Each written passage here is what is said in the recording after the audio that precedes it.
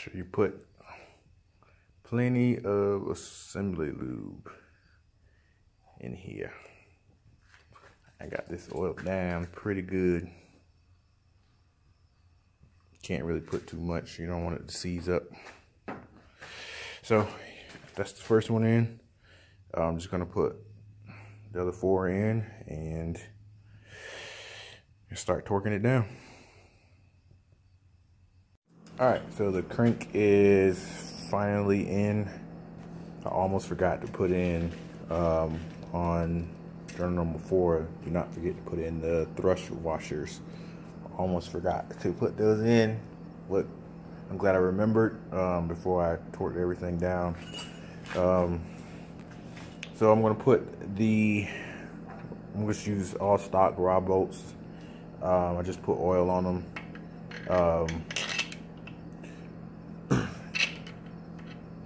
I laid them out here so you'll notice that all the bolts are the same size except these two.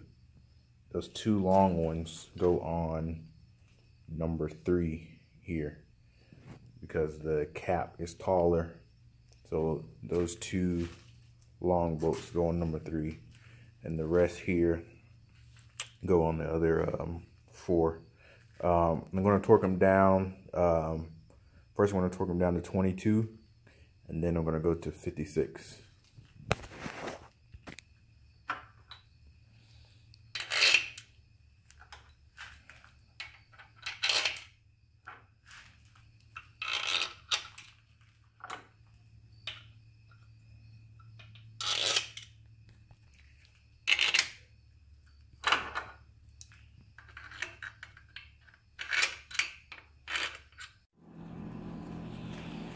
Alright, so first I'm doing them to, I can't remember exactly, I don't feel like looking it up, but I think it's 22.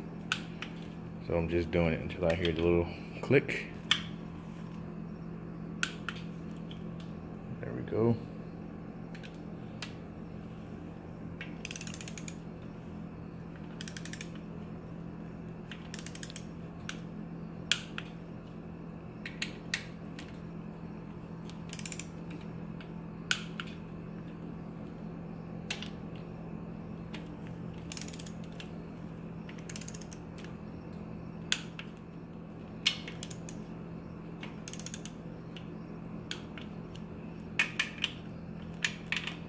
And the bolt size on the bottom is 14.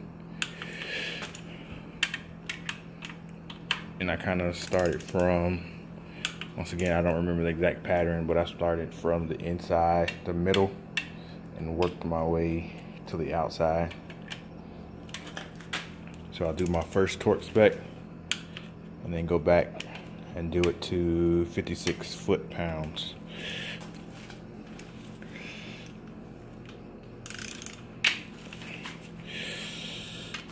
And that will be pretty much